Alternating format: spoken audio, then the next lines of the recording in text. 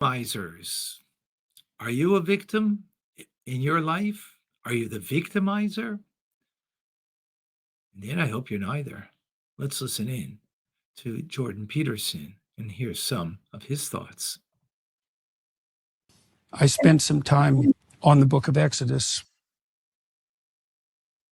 for obvious reasons, and there's a commandment in there that people misapprehend. So I think it's the third commandment. Don't use God's name. Thou shalt not use the Lord's name in vain. And people think that means don't swear or curse. And it sort of means that. There's a peripheral meaning that is associated with that casual use of the sacred, let's say. But that isn't what it means. It means don't claim divine virtue when you're working for your own purposes.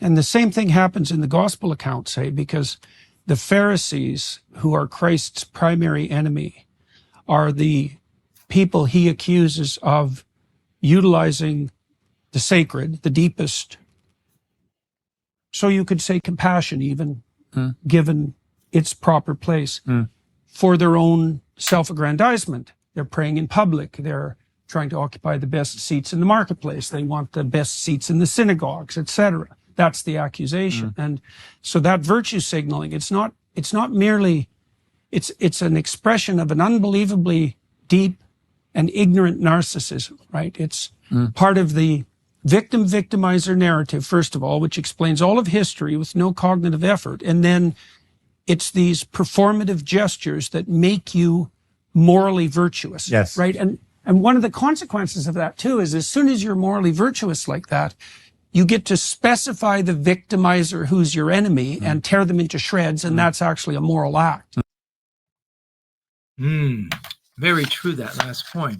That's exactly what Hamas and Palestinians do. They have been victims of Israel and Jewish people in every land, in every place, and therefore they get to victimize. They have the moral right to. It's the same thing with the Nazis. They did the same thing. Jews, they're leeches in their society. They're taking, and they're victims, and therefore they became the victimizers, and we got to get rid of the Jews. And for that matter, it also happened with the Crusades. We killed their God, so therefore they're victims. And therefore they could victimize Jews for the last 2,000 years as a result. That's not the Jewish way. By the way, the third commandment is about not taking God's name in vain. God is holy, his name is holy, and our connection to him is holy, and therefore we shouldn't take it lightly.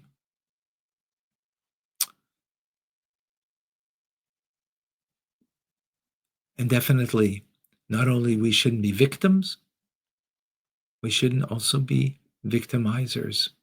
Neither is the Jewish path. The Jewish path is that we're created in the image of God. We have a piece of God in us.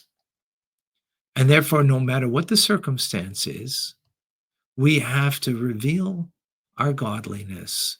And that godliness doesn't mean to turn the other cheek necessarily, because turning the other cheek is in the wrong place. Not a victim, is helping the victimizer to be a greater victimizer. So if we were to turn the other cheek with Hamas or with the Palestinians or those in Gaza, then we would help them to now do even more than what they did on October 7th. It would just push the envelope and allow them to be greater victimizers. So we need to stand up, just as Jews and Judaism teaches us at all times we need to do that. So on a personal level, what it means is that we're never even a victim of our circumstance. As a matter of fact, in the teachings that I just gave over in in our morning Hasidic class that we have daily at 7:05 Eastern Standard Time, Mondays through Fridays. In those teachings, we spoke about the founder of the Hasidic movement, the Baal Shem Tov. They spoke about a pagan heathen who sees a Jew praying devoutly and doesn't like the scene. So he just wants to poke fun. He just wants to be disruptive to the Jew who is praying. So the Baal Shem Tov teaches, in Hasidic teachings, as the Alter Rebbe in Tanya elaborates on this teaching, is that we should not be a victim to the victimizer. Actually, we should recognize that God has given the power to this victimizer to act in this crude manner, trying to just be disruptive.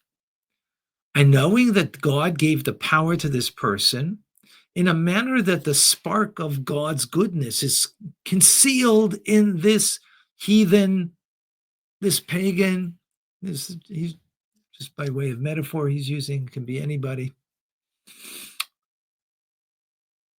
To be disruptive, God is giving him the power.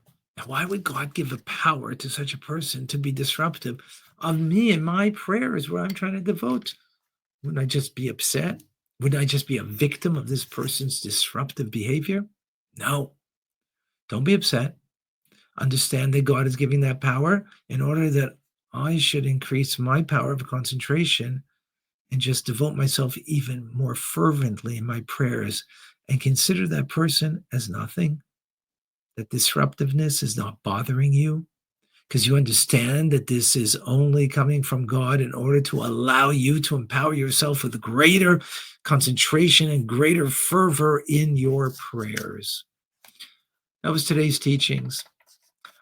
Meaning, anytime we have anybody who's a victimizer, recognize that you're not the victim, but you have been given an opportunity to recognize that the victimizer is God's power within that person that is completely concealed, is coming from Sitra Achra, coming from a negative force that God allows this person to act this way.